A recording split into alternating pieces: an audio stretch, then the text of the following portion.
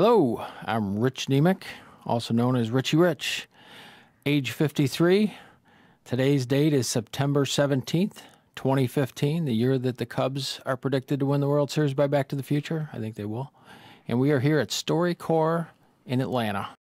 I grew up, my grandfather was a steel worker, worked in a steel mill his whole life, but he was also an entrepreneur. And in his spare time, which wasn't much probably, my grandmother used to run a flower shop. My father also followed in those footsteps and became a steel worker, and eventually he went into sales and started to do better. But my parents were divorced and they separated. And in the 60s, late 60s, probably 67-ish, my parents divorced, and my mother, with 8 kids, was on her own. So she was basically became a single mother with 8 kids. My father would come back and take us to church every week, which I think was a key to life as well.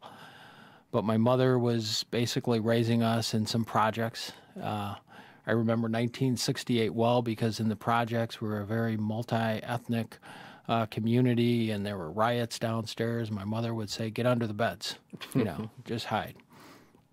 But out of that, Dr. Martin Luther King, John F. Kennedy, Robert Kennedy. What I didn't know back then is they would be the seed of the TRIO programs. We were poor. We weren't always on welfare, but at times we were on welfare. I remember going to the welfare office with my brothers and sisters, and my mother literally crying and screaming and saying, "You can't take away our welfare." And walking out, we had relatives that would bring us food. I remember looking at my pictures in 7th, 8th, and 9th grade, or 6th, 7th, 8th grade, and I was wearing the same thing all 3 years. People would say, "Well, that's a nice shirt. You must love that shirt. Were you wearing that, the last 3 days?" And I'd be like, "Yeah, I love it."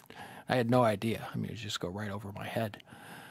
But I remember my sister, who knew about the Upward Bound program, she said, "You're pretty smart. You beat me at Monopoly a lot of times. Maybe you should go into TRIO programs as well."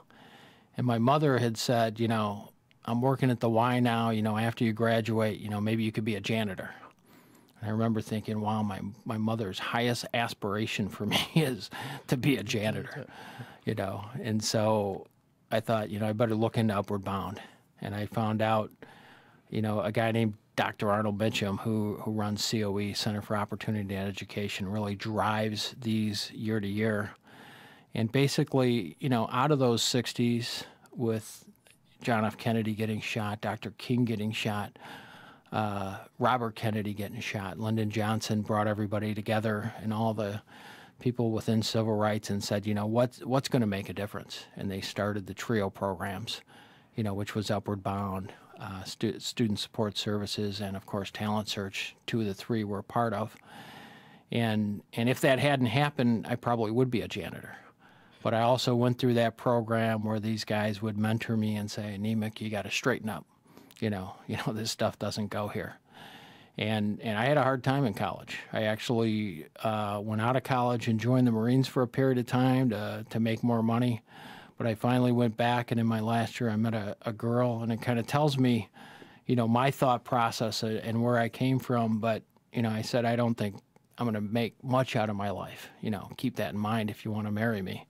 And she said, "If you're a homeless guy, I'll be the homeless woman by your side." And her name is Regina.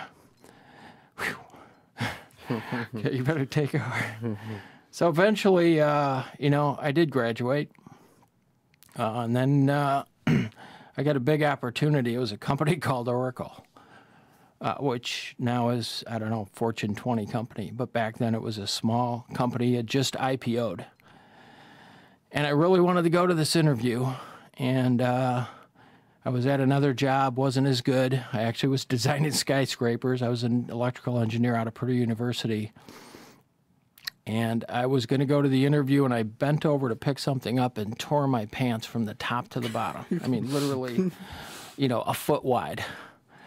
And I didn't know what to do, but I thought, this company, Oracle, they just IPO'd. I want to be a part of this.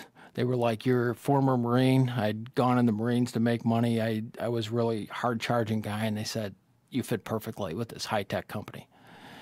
And so I went to the storage room and I got binder clips, which are like where you hold a pack of papers together. And I lined a whole line of binder clips from the top to the bottom to close this hole.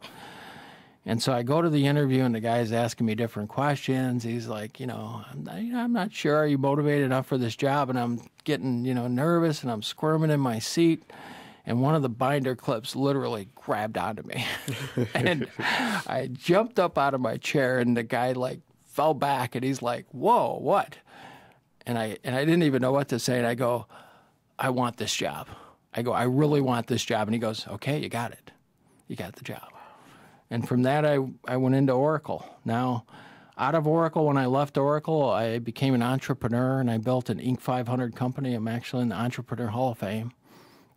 I ended up writing several Oracle best-selling books. Became the president of the Oracle International User Group. I do a lot of talks now on the future and Internet of Things and robotics and things like that and how to integrate technology with where this future is. And, when I look back at life and what makes you really successful, it's your upbringing, and those things that were instilled to you, an upward bound when you didn't have food or you didn't have the new clothes. I used to get Lyndon's hand-me-downs, whoever Lyndon is. All I know is he was taller than me and we'd get clothes from some relative. But I spoke in China once and they said, who do you look up to? And I said, Jesus Christ. I know you're going to Immaculata College, which is, Immaculate Mary, probably the most famous woman in the world, the best. But, I look at, if you're a good person, you're a good Christian, you'll be a good father, you'll be a good worker, and you'll have character. But I think when you see these things in trio leaders, people that run these programs that you're a part of, that I was a part of, when I got older, I started to see beyond myself, and I start to see the people that run these programs, like Dr. Arnold Mitchum, Maureen, who runs COE now, and all the different people. And these are just the best of the best on this world, and you hope to live up to that because they're really unselfish people. They have integrity. They have these great attributes that, you can only hope to have in life.